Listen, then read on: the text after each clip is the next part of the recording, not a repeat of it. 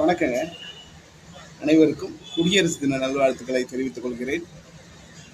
TVK தொண்டர்களுக்கும், Vijay ரசிகர்களுக்கும், விஜய் அண்ணாவுக்கும், மக்கள் அனைவருக்கும் எனது குடியரசு தின நல்வாழ்த்துக்களை தெரிவித்துக் கொள்கிறேன். அதாவது கிராமத்தில் ஒரு சில கிரிமினல் மைண்டு உள்ளவன் இருப்பான். எப்படின்னா, ஒரு குடும்பத்தில் ஒரு பிரச்சனை நடக்காமையே இருக்கும். ஆனால் அது நடந்த பேரின் 4 பேருக்கு சொல்லி தெரியப்படுத்துவான். டீ கடை பெஞ்சில் போய் உட்காந்துப்பான். உட்காந்துட்டு, உனக்கு தெரியுமாயா அவன் வீட்டில் இப்படி நடந்துருச்சியா, அதனால் இவ்வளோ பெரிய பிரச்சனை வந்துருச்சியான்னு சும்மாவே அடித்து விட்டுட்டு போயிடுவாங்க.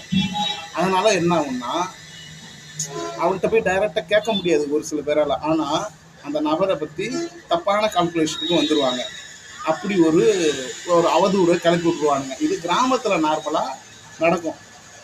அந்த மாரி செய்கிறவனை என்ன சொல்லுவாங்க, அவன் குடும்பம் கெடுக்கிறவன்டா, குடும்பத்துக்கு எடுத்துருவான்டா, அவன் அவதூறு ஏதாவது கிளப்பி விட்டு குடும்பத்துக்கு எடுத்துருவான் அப்படின்னு சொல்லுவாங்க. இப்போ ட்ரெண்டில் என்ன நடக்குதுன்னா, அதே மாதிரி அவதூறு பரப்புறதுக்குன்னே யூடியூப் சேனல் வச்சும் மெயின்ஸ்ட்ரீம் மீடியா, அதாவது தொலைக்காட்சிகள் சேனல் வச்சியும் சம்பாதிக்க ஆரம்பிச்சிட்டானுங்க. அவதூறு பரப்பி சம்பாதிக்கிறான். அதுக்கு முன்னாடி நடந்தது கிராமத்துலனா அவதூறை பரப்பி விட்டுட்டு போயிடுவான், சம்பாதிக்க மாட்டான்.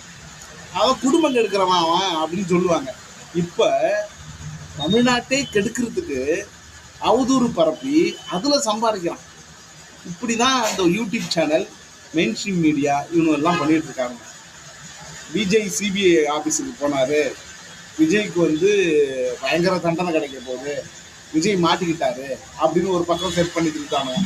இன்னொரு பக்கம் பிஜேபி விஜயை போட்டு மடக்கி அழுத்தி மோடியோட மேடையில் விஜய் ஏறிடுவாருங்கிறான், மோடியோட சேர்ந்துட்டாருங்கிறான். இப்படி ஒரு பக்கம் அவதூறு பரப்புறான். இன்னொரு பக்கம் என்ன சொல்கிறான், நேற்று வரைக்கும் இந்த 41 பேரை கொன்னுது டிஎம்கேவோட ஆட்சி அவல நிலை தான், சட்ட ஒழுங்கு சீர்கேட்டாளதான்னு சொன்னான். இப்போ என்ன சொல்கிறான், நேற்று இந்த மீட்டிங் நடந்த பிறகு, மாமல்லபுரத்தில் மீட்டிங் நடந்த பிறகு 41 பேர் உயிரிழந்ததுக்கு காரணம் விஜய் தாங்கிறான். நீங்களாம் வக்கால ஒளி, நீங்களாம் என்னடா அரசியல் பண்ணுறீங்க? கொஞ்சமாவது மக்கள் எல்லாத்தையும் பார்க்குறாங்கிறத புரிஞ்சுக்கிட்ட அரசியல் பண்ணுறீங்களா? உங்கள் இஷ்டத்துக்கு நீங்கள் பேசுகிறீங்க, அதை நாங்கள் கேட்கணுமா? உங்களெல்லாம் உயிரோடு வச்சு கொள்ளணுண்டா. ஊழல்வாதிகள் நீங்கள், ஊழல்வாதி எல்லாத்தையும் சம்பாதிச்சு கொள்ளடிச்சு வைக்கிறீங்க.